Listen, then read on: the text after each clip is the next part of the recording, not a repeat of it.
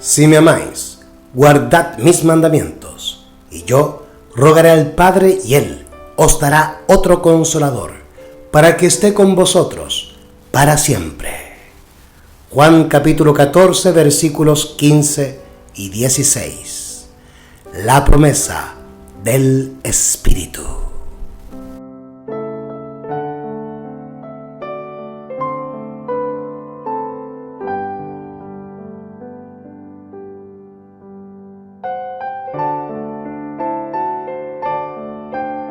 Dios no nos pide que hagamos con nuestra fuerza la obra que nos espera. Él ha provisto ayuda divina para todas las emergencias a las cuales no puedan hacer frente nuestros recursos humanos. Da el Espíritu Santo para ayudarnos en toda dificultad, para fortalecer nuestra esperanza y seguridad, para iluminar nuestra mente y purificar nuestro corazón. Precisamente antes de su crucifixión, el Salvador dijo a sus discípulos: no os dejaré huérfanos. Yo rogaré al Padre y os dará otro Consolador para que esté con vosotros para siempre. Cuando viniere aquel Espíritu de verdad, Él os guiará a toda verdad, porque no hablará de sí mismo, sino que hablará todo lo que oyere y os hará saber las cosas que han de venir. Él os enseñará todas las cosas y os recordará todas las cosas que os he dicho. Juan capítulo 14, versículos 16 y 18, capítulo 16, versículo 13 y capítulo 14, versículo 26. Cristo hizo provisión para que su iglesia fuese un cuerpo transformado, iluminado por la luz del cielo, que poseyese la gloria de Emmanuel. Él quiere que todo cristiano esté rodeado de una atmósfera espiritual de luz y paz.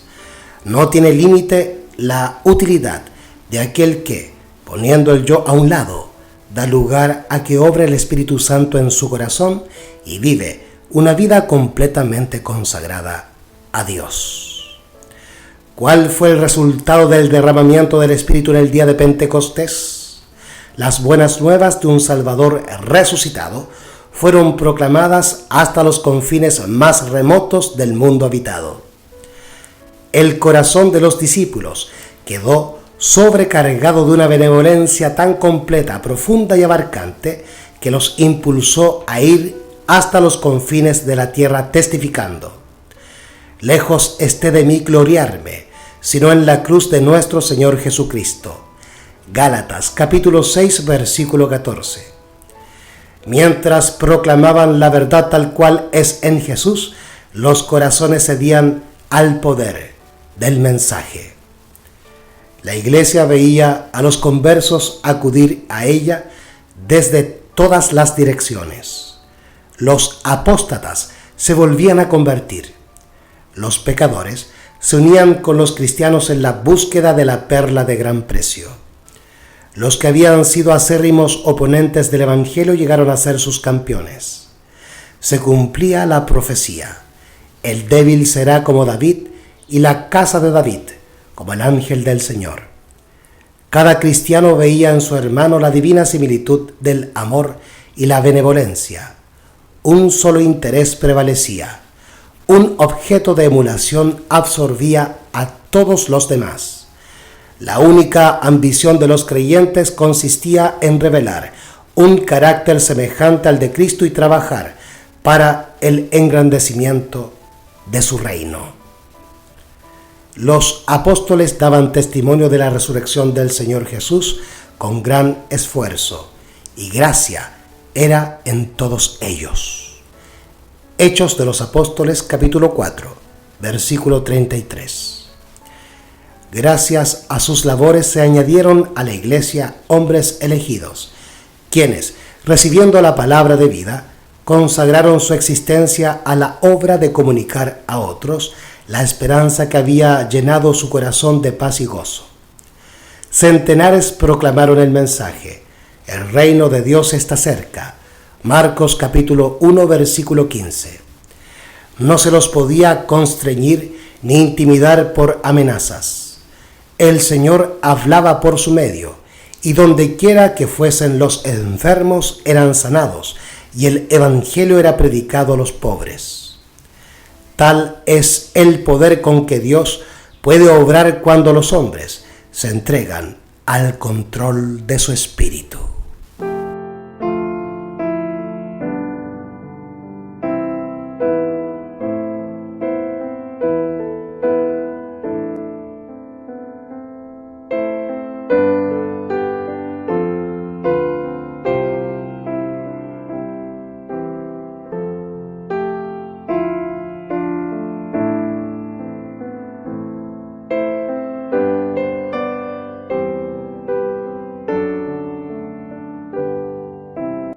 Cuando llegó el día de Pentecostés, estaban todos unánimes en un mismo lugar.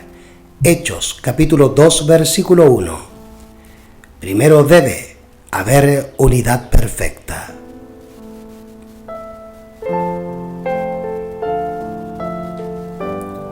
A nosotros hoy, tan ciertamente como a los primeros discípulos, pertenece la promesa del Espíritu. Dios dotará hoy a hombres y mujeres del poder de lo alto, como dotó a los que, en el día de Pentecostés, oyeron la palabra de salvación. En este mismo momento su Espíritu y su gracia son para todos los que los necesitan y quieran aceptar su palabra al pie de la letra. Notemos que el Espíritu fue derramado después que los discípulos hubieron llegado a la unidad perfecta, cuando ya no contendían por el puesto más elevado. Eran unánimes.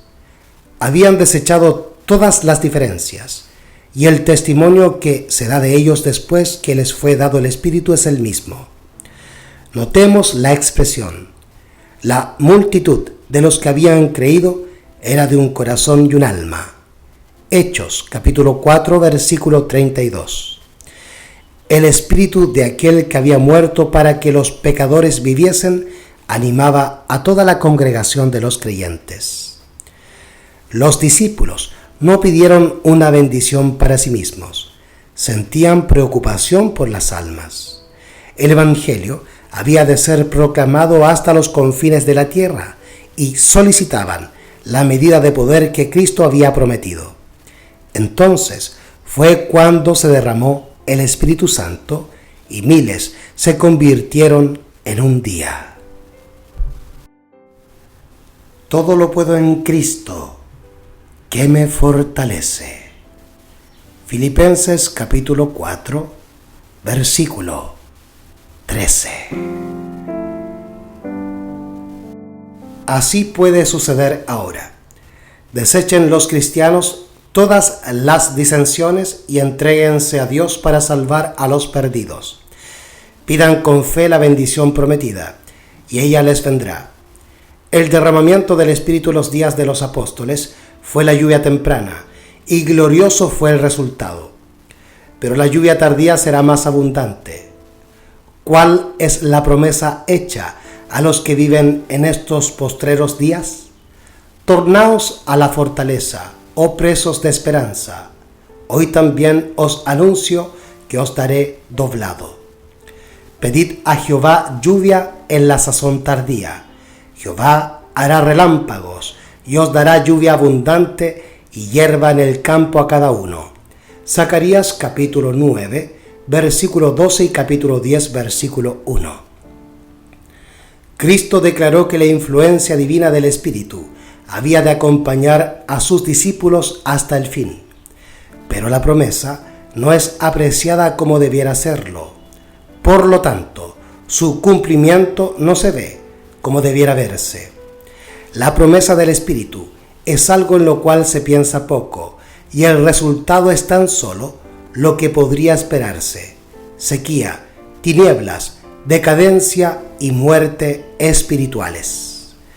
Los asuntos de menor importancia ocupan la atención y, aunque es ofrecido en su infinita plenitud, falta el poder divino que es necesario para el crecimiento y la prosperidad de la Iglesia y que traería todas las otras bendiciones en su estela. La ausencia del Espíritu es lo que hace tan impotente el ministerio evangélico. Puede poseerse saber, talento, elocuencia y todo don natural o adquirido, Pero, sin la presencia del Espíritu de Dios, ningún corazón se conmoverá, ningún pecador será ganado para Cristo. Por otro lado, si sus discípulos más pobres y más ignorantes están vinculados con Cristo y tienen los dones del Espíritu, tendrán un poder que se hará sentir sobre los corazones. Dios hará de ellos conductos para el derramamiento de la influencia más sublime del universo. ¿Por qué no tener hambre y sed del don del Espíritu? Puesto que es el medio por el cual hemos de recibir poder. ¿Por qué no hablamos de Él, oramos por Él y predicamos acerca de Él?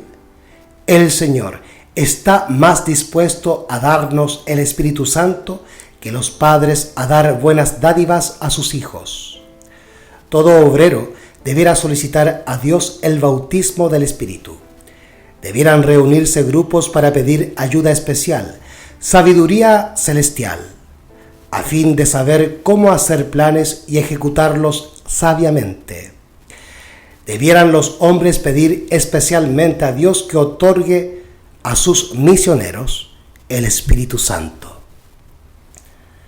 La presencia del Espíritu con los obreros de Dios dará a la presentación de la verdad un poder que no podrían darle todos los honores o la gloria del mundo. El Espíritu provee la fuerza que sostiene en toda emergencia a las almas que luchan.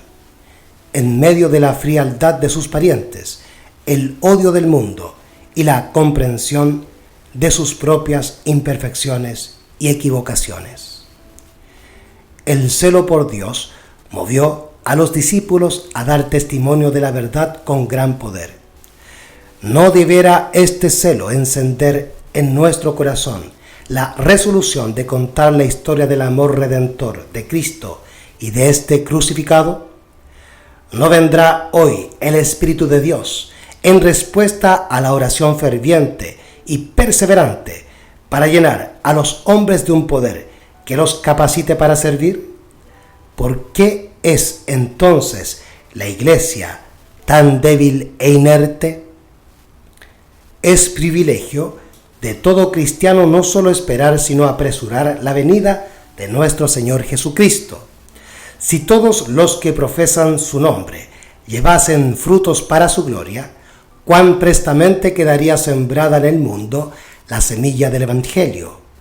La última mies maduraría rápidamente y Cristo vendría para recoger el precioso grano. Mis hermanos y hermanas, orad por el Espíritu Santo. Dios respalda toda promesa que ha hecho. Con la Biblia en la mano decid: he hecho como tú dijiste. Presento tu promesa. Pedid y se os dará. Buscad y hallaréis. Llamad y se os abrirá. Cristo declara: todo lo que orando pidiereis, creed que lo recibiréis y os vendrá. Todo lo que pidiereis al Padre en mi nombre, esto haré, para que el Padre sea glorificado en el Hijo. Mateo capítulo 7, versículo 7. Marcos capítulo 11, versículo 24 y Juan capítulo 14, versículo 13. El arco iris que rodea el trono nos asegura que Dios es fiel, que en Él no hay mudanza ni sombra de variación. Hemos pecado contra Él y no merecemos su favor. Sin embargo, Él mismo pone en nuestros labios la más admirable de las súplicas.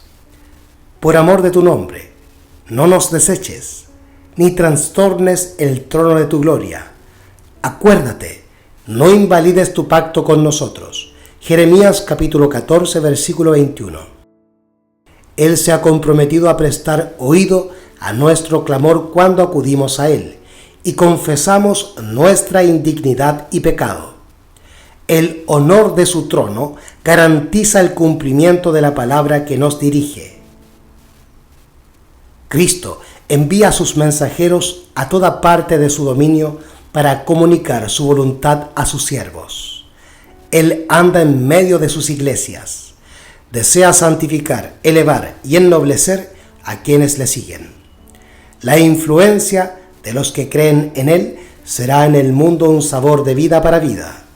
Cristo tiene las estrellas en su diestra y es su propósito dejar brillar por intermedio de ellas su luz para el mundo. Así desea preparar a su pueblo para un servicio más elevado en la Iglesia Celestial. Nos ha confiado una gran obra. Hagámosla fielmente. Demostremos en nuestra vida lo que la gracia divina puede hacer por la humanidad.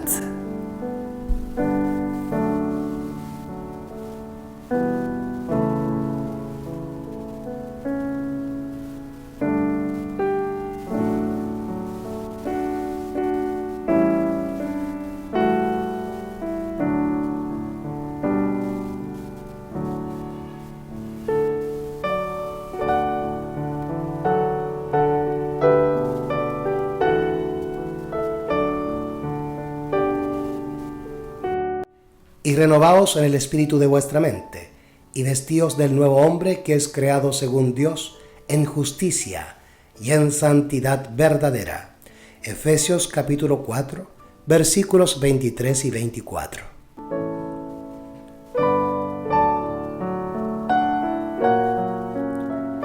Cuando el Espíritu Santo rija la mente de los miembros de nuestras iglesias, se verá en ellas una norma mucho más alta que la que se ve ahora en el hablar, en el ministerio y en la espiritualidad.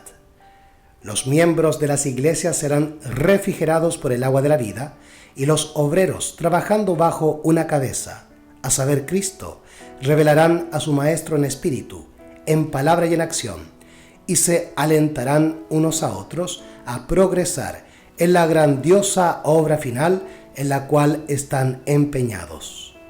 Habrá un sano incremento de la unidad y del amor, que atestiguará al mundo que Dios envió a su Hijo a morir por la redención de los pecadores. La verdad divina será exaltada, y mientras resplandezca como lámpara que arde, la comprenderemos cada vez más claramente. Me fue mostrado que si los hijos de Dios no hacen esfuerzo de su parte, sino que aguardan que el refrigerio venga sobre ellos y elimine sus males y corrija sus errores, si confían en que esto los limpiará de la inmundicia de la carne y del espíritu, y los hará idóneos para dedicarse al fuerte clamor del tercer ángel, serán hallados faltos. El refrigerio o poder de Dios desciende únicamente sobre aquellos que se han preparado para ello haciendo la obra que Dios les invita a hacer, que consiste en purificarse de toda inmundicia de la carne y del espíritu, y en perfeccionar su santidad en el temor de Dios. Esta intervención del Espíritu de Dios no nos quita la necesidad de ejercer nuestras facultades y talentos, sino que nos enseña a usar toda facultad para gloria de Dios. Cuando están bajo la dirección especial de la gracia de Dios, las facultades humanas pueden ser usadas con el mejor propósito que hay en la tierra y se ejercerán en la vida futura e inmortal. ¿Por qué ha sido registrada la historia de la obra que hicieron los discípulos mientras trabajaban con santo celo, animados y vivificados por el Espíritu Santo, si no es para que de estos anales el pueblo de Dios pueda obtener hoy inspiración para trabajar fervientemente para Él? Lo que el Señor hizo por su pueblo en aquel tiempo es aún más esencial que lo haga para su pueblo hoy. Todo lo que hicieron los apóstoles lo ha de hacer hoy cada miembro de la Iglesia, y debemos trabajar con tanto mayor fervor para que nos acompañe el Espíritu Santo en tanta mayor medida, por cuanto el aumento de la maldad requiere que sea más decidido el llamamiento al arrepentimiento. Joyas de los Testimonios, tomo 3, por Elena G. de White. La promesa del Espíritu Santo y el poder de Dios.